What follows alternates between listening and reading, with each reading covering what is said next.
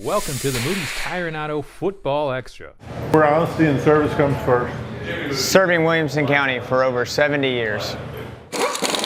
Visit us at Moody's Tire for all your tire and automotive needs. Stop by and see us at 1600 Columbia Avenue. Well, hello everyone, and welcome to the Moody's Tire and Auto Football Extra. My name is Charles Pulliam with the Williamson Herald, joined here by Maurice Patton of MoPattonSports.com, and as you can tell, we're missing our partner in crime, Joe Williams, who conveniently finds times to travel when we're shooting this, you know? You know, you would think he could do a little bit better job scheduling than that, but we got it, so. Joe will be back with us on Friday, of course, as we're all going to be on the sidelines. We're going to start first as, playoffs continue here. We started with 9 Williamson County teams in the postseason. We're down to 4. Let's scoot down to Independence, where the Indy Eagles are going to be hosting Hillsboro. And this has got some fun storylines on this game. It really does. You know, I was talking to Joe earlier, talked to Scott last week after their win over Hendersonville 38-7 about playing the program that he coached for 3 years from 06 to 08. Won a state championship up at Hillsboro, went 37-5 in 3 years over there. So that was his first head coaching gig when he got to town after growing up and playing and living out in Cali all his life. So made quite a splash to get started. But like you said, a lot of storylines, because also you got Craig Clayton on the other sideline from Hillsboro, who is quite familiar with the Independence program, having coached at Franklin for 8 years before going to Nashville. So, and that's just on the sidelines here. You go right into the field there, some real playmakers out there. On the Indy side, you start with Andrew Brunch. You got Nate Johnson, who's a Mr. Football finalist as well. We'll talk about that in a little bit. What are you seeing from this Eagles offense that just makes them so potent? You know, I think most of us knew coming into the season that they were going to be able to throw the ball. They did a lot of that last year, had a lot of success with that. Nate Johnson committed to Purdue over the summer, since decommitted from Purdue, but you knew that Andrew Bunch was a proven commodity at quarterback. You knew that they had a couple of complimentary receivers with Swayze and Huner. I went to their final scrimmage of the preseason against Franklin, and Daniel Wright just ran the ball like a man possessed, and I kind of felt like that was the X factor for that offense. If they can get a run game, and that's what they've been able to do, because you can't concentrate on Bunch, you can't concentrate on those receivers, because Wright will gas you all night if you let him. So that's kind of balanced them out offensively. Now, I think Hillsboro may have the athletes to match up with them on the edge and stack them up inside with the running game without having to do a whole lot of exotic things defensively. So this may be Independence offense's biggest challenge of the season. And when you think of the Burros here, they had a 3-3 start on the year, and it was kind of a questionable performance when you're coming out like that. They've won their last 6.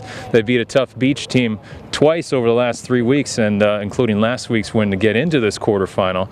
And what are you kind of seeing from this Hillsboro team? What are some of the players, some of the names out there? You know, Hillsboro, like you said, they got off to a 3-3 start. They beat Hendersonville pretty handily, 49-21 in week 5, turned around and lost to Cane Ridge to go to 3-3, and just really inconsistent. Played a tough schedule early on, but they were a little inconsistent there. Like you said, they've run off 6 straight since. I think we're starting to see the Hillsboro that we expected to see from the start of the season. Team that went to the 5A finals last year, lost to Knoxville West.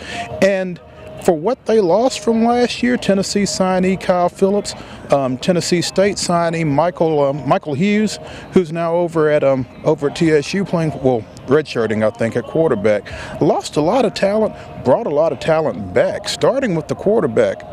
First year starter Dalen Murphy, a senior, who has really picked up everything Craig Clayton likes to do on offense, and people down here are really familiar with what Clayton does. Obviously, he likes to throw the ball, and you know, he's going to put a lot of responsibility on his quarterback, and Murphy has done a really good job of responding to that, I think. Last week against Beach, he was 10 of 11 for 163, 3 touchdowns, and got some receivers to throw it to. Jay King is probably one of the most explosive athletes in Metro. Javon Payton on the other side, really a nice complimentary guy. Malik Fleming is a safety who is committed to Mercer, but he plays a lot of tight end for him as well, and he's been a big factor in the offensive game for them. A couple of running backs, Jeremy Hill, DeAndre Alexander. You'll hear both those names Friday night a lot probably, but again, both sides of the ball, defensively, they've got a bunch of players over there. I mean, players, you know. Like I said, Fleming has committed to Mercer. Roy Hunter, a linebacker, has committed to Georgia State. Got a couple of real good defensive linemen in Malcolm Swan and Ben Hutch. And yeah, this may be, again, the biggest challenge Independence has seen, you know, just from an athletic standpoint, from a scheme standpoint. Scoring may not be quite as easy for them this time around just because of the matchups that they may see this time. And of course, Indy coming off that big win over Hendersonville, the team that knocked them out of the playoffs the last 2 seasons. So a nice little taste of revenge there, and getting into the quarterfinals is always good for them. We'll stick in Class 5A as well as we're scooting up the road to Centennial. The Cougars, in an all-county clash last week, beat Brentwood, and now they get another familiar face in Henry County, who we were at that game on October 30th. That was a 28-20 win for the Cougars to clinch the region title, and now they're going to see the Patriots again in Franklin. Yeah, and you know, I'm not sure how good a matchup this is for Centennial, really, just from the standpoint that they got up in that game 28-0. They were up 21-0 at halftime. They really kind of jumped on Henry County before they knew what hit them. Got up 28-0. Didn't close that game out the way Brian Rector would have liked, I don't think. Gave up 3 fourth-quarter touchdowns. If Henry County successfully executes an onside kick there inside the final minute, yeah, they could have gotten real interesting real quick. But I think Henry County may feel like they found something in that fourth quarter that may serve them this week. So look for Henry County to throw the ball a little bit more early in the game than they did a few weeks ago. And it was just a slow start from the Patriots. Came in on an 8-game winning streak, and they just kind of got hit in the mouth right from the start. But like you said, Rector was pretty upset with how they closed out that game. The touchdowns over the final 7 minutes, and they made it a game, and that was a tight one. But Cougars, of course, one thing we're looking at is Tyrell Dotson. He rolled his ankle in the closing of that Brentwood game, had his ankle rolled up on. He said on Twitter, obviously, that there's no way he's missing this game. What are you going to see from the Cougars now? Unless that foot is amputated. 25 is going to be out there. He's not going to miss this one. Another Mr. Football finalist, like you said. We're going to talk about that in a second. But I think you're going to see a lot of Tyrell Dodson. I mean, this kid, obviously a Texas A&M commitment, big-time linebacker. What he has done on offense this year, though, has been a lot more than I would have expected in light of his defensive talents. And there are guys that you run into from time to time that just have that personality, have that will to win that infects an entire team. And, you know, I think you saw it a couple of weeks ago against Southwind. I think you've seen it in, you know, in phases, maybe in little spurts over the course of the season. Centennial's going to go as he goes, and he's going to go well. So it'll be interesting to see how that goes, because Henry County wants to be physical. They are a very, very physical ball club on both sides of the ball. They're going to take their shots, and we'll see how it goes. The Cougars' offense has been looking pretty good too. Tristan Pisacane coming back, able to throw the ball, open up the run game a little more, and then you got to love that workhorse in Mondu Sawyers. Yeah, he's nice little change of pace between he and Tyrell in terms of ball carries. I like Devious Chrisman and Austin Waddell out at the edge. They've done a great job here over the last few weeks as far as serving as targets for Piscani, and Rayshawn McLemore as well down the seam. He's become more of an impact player on offense, I think. So Centennial has found a little bit of a passing game, started that up at Rossview, I think, and just kind of carried that forward here. So it's not just Mondu, it's not just Tyrell. They're throwing it around a little bit, like you said, putting the ball in Tristan Piscani's hand a little bit, and then letting that defense work. Now in Class 5A, we actually got 2 finalists for Mr. Football announced there as well, in Tyrell Dotson, in Nate Johnson. When you look at these 2 guys, I mean, they're just playmakers out there. Seniors leading their teams here in a Class 5A quarterfinals. Finalists for Mr. Football. Can you break these guys down? You know, again, we just talked about Tyrell. He's just a workhorse on both sides of the ball. Plays hurt, plays through injuries, just does whatever he can do to help his team win, whether it's offense, defense, special teams. Had a kickoff return for a touchdown a few weeks ago.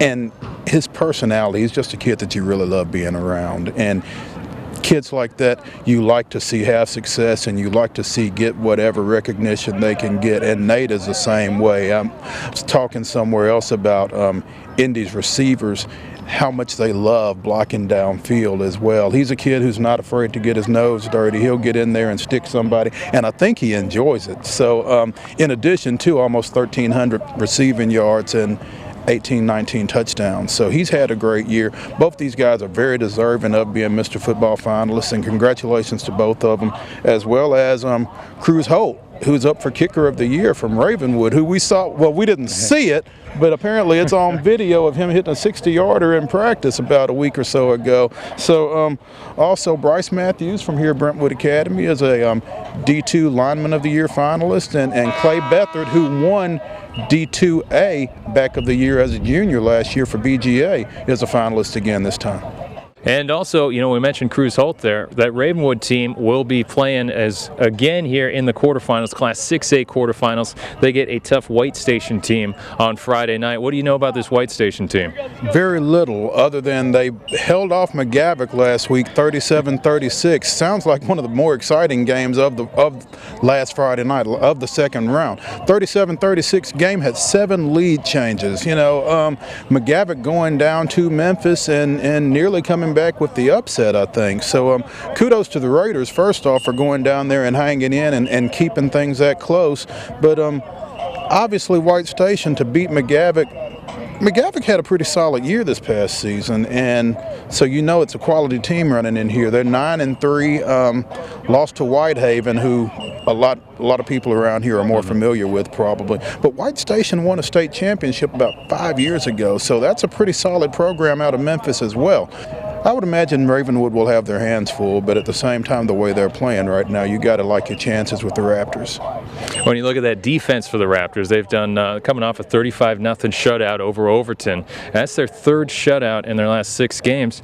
The guys just know how to play some defense there. Yeah, and it's a bunch of no-name guys, really, because the offense gets so much attention, a lot like Independence, really. You know, you hear about Chris Rowland, you hear about Andrew Rapay, you hear about Connor Jeffries, drew a blank. But, you know, the defense doesn't get as much credit, but those are the same guys to some degree. They had to replace some folks from last year's state championship berth that, you know, losing to Maryville in, what, overtime? Yep. Yeah. So, but for everything that they do offensively, that defense has really stepped up for them and been that same type factor for them that it was last year. So they're stopping people and they're scoring points, which always helps. Now, in Class 6A, we mentioned the Region 3 has been really tough out here, as McGavock showed losing on that. They actually went for the field goal, just missing a 27-yarder that would have won it for them with 7 seconds left. Franklin, the other Region 3 representative from the area, losing to Wilson Central, and another tight game there as the Rebels rallied from a 21-0 deficit, got it to 21-20 and went for 2. Franklin and Coach Donnie Webb were right on the brink too. Yeah, you know, and you got to admire the intestinal fortitude shown by that coaching staff and going for 2 right there, feeling like they had a shot to win it rather than kicking it and going to overtime. I just like that. It shows a lot of confidence in your kids, and I think the kids feed off of that. And so giving them the opportunity to win it right there after they battled back to get back in it after being down 21-0 really speaks well for that program, that coaching staff, those kids. And I think even with the loss, they'll be able to take some momentum into the offseason and that kind of thing. And we'll see a pretty good Franklin team coming back in 2016. Now we're at Brentwood Academy here, and the Division II AA Eagles have been rolling offensively all year. They're 10-1 entering this contest as they're going to host a Baylor team, and the guys have scored 41 points or more in all 10 wins. They're 1 loss to Trinity Christian. What do you see from this Eagles team? A lot of points. I think Baylor will be hard-pressed to slow them down. Obviously, Brentwood Academy beat Baylor earlier in the year, and we've talked about this team all year, just the offensive weapons that they have. Jeremiah Oatsvall was a Mr. Football semifinalist, did not make the finalist cut, which kind of stunned me when I saw that. But, you know, again, Cameron Johnson as a sophomore receiver has done a great job. Prince Mamadou at the running back. You know, they've got all the pieces. Great up front, and like you said, nobody's really slowed them down except Trinity, and they won't have to worry about them since they're up in Kentucky. So, it'll be interesting to see how close this ball game is this week, and then if things go the way we expect, they'll have a week off before they play up in Cookeville for the state championship on that Thursday night. I guess it's December 3rd. Yes. So I'm thinking this will be an Eagles win. I don't know how much, because again, Baylor has been a little up and down, but I just don't think they match up very well with Brentwood Academy. And BA really kind of coming, it's been a while since they've made it into the state championship game, so this is a big opportunity for the Eagles as we go back to that last title. I think was 06, 07, somewhere in there. They strung together several big runs there, and when you think of who they might be playing on the other side, what do you think this matchup might be like? I'm expecting it to be MBA again, and that's based on previous history. Brentwood Academy would have to like their chances, if that is who it is, since they defeated MBA out here 48-14 a few weeks ago. But I just don't think you can count the state champs out until they're out. So if it goes that way, if it is Brentwood Academy and MBA in the finals, I think I'm expecting a heck of a ball game there. So obviously Christian Brothers has something to say about that, as well as Baylor, but we'll see how that goes this weekend. And of course on Friday night we're all going to be around here as 4 county teams still alive. Want to follow us on Twitter? I'm at CS Pulliam, at Mo Patton Sports, as well _sports. There we go. Got to remember the underscore. And Joe Williams, as you know, he's not here right now, but he'll be back on Friday. And you can follow him on WH Sports if you want, right? Yeah. All he does is retweet us anyway, so Well, 4 county teams we'll be covering. Check them out on WilliamsonHerald.com. We'll have stories, videos, photos, you name it, all the coverage from Friday into early Saturday. For myself, I guess that's it, huh? Yeah, there's our sign, right? For myself, Charles Pulliam, joined here by Maurice Patton. You've been watching the Moody's Tire and Auto Football Extra. We'll see you Friday night.